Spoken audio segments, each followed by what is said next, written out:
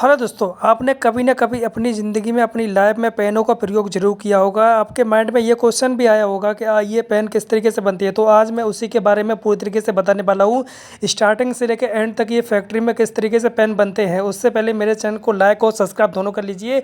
उसके बाद हम स्टार्ट करते हैं पूरा प्रक्रिया। पेन बनाने के लिए ना 3 प्रोसेस से गुजरना पड़ता है। पहले प्रोसेस में आता है आउट बॉडी मेकिंग। इस प्रोसेस में पेन की बॉडी और कैप को तैयार किया जाता है। पेन की बॉडी और कैप को तैयार करने के लिए पीपीसी नाम का इस तरीके का मटेरियल रॉ मटेरियल होता है, और जो छोटे छोटे से इस तरीके से प्लास्टिक मैका होता है, उसको तैयार करने के लिए काफ़ी ज़्यादा इसको मिक्सिंग किया जाता है। मिक्सिंग करने के बाद इसको पैपों की सहायता से, मशीनरी की सहायता से उसको हीट किया जाता है, और जिस भी कलर का पेन का कैप और पेन का बॉडी बनाने के लिए उस कलर को डाल दिया जाता है। कलर को डालने के बाद अगर आप चाहते हो वो वाइट कलर का या फिर रेड कलर का, ग्रीन कलर का, किसी भी तरीके का बॉडी आप बनाना चाहते हो तो उस तरीके से बन जाता है।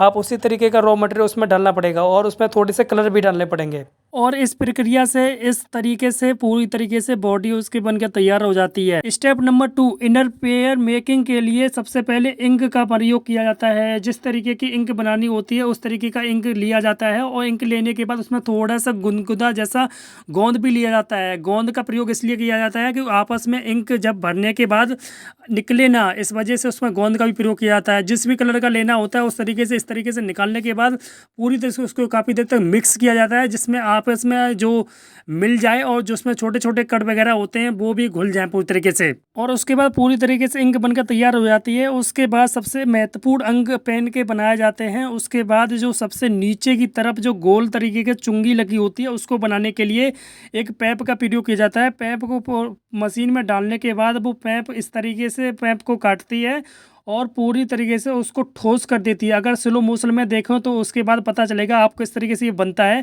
इस तरीके से मशीन को पूरी तरीके से वायरिंग होती है, और मशीन चलने के बाद इस तरीके से गोल तरीके से वो चीज़ें चुंगी बन जाती है, जिससे पेन में पूरी तरीके से चल सके और अच्छी तरीके से काम भी कर सके। और इस तरीके से पेन के नीचे वाला छल्ला बन के तैयार हो जाता है। और उसके बाद नीचे वाले पेन के पिन को बनाने के लिए सबसे पहले एक वायर को लिया जाता है, जो वायर अंदर से खोखली होती है, और उसके बाद उसमें पॉलिश करने के बाद इस तरीके से टुकड़े कट कर लिए जाते हैं। टुकड़े कट करने के बाद आगे चल के वो पूरी तरीके से जो हमने छल्ला बनाया हुआ था गोल कलर का, वो इसमें डाल दिया जाता है, आपस में मिला दिया जाता है, जिससे ये मैचिंग कर सके और ये पेन चल सके। इस तरीके से ये देखो एक पूरी तरीके से चुंगी बन जाती है। चुंगी बन जाने के बाद आगे प्रोसेस हम बताने वाले हैं। और उसके बाद यहाँ पे इंक का प्रयोग किया जाता है। इंक यहाँ पे पूरी तरीके से मशीन से सहायता से यहाँ पे रिफिल में डाली जा रही है।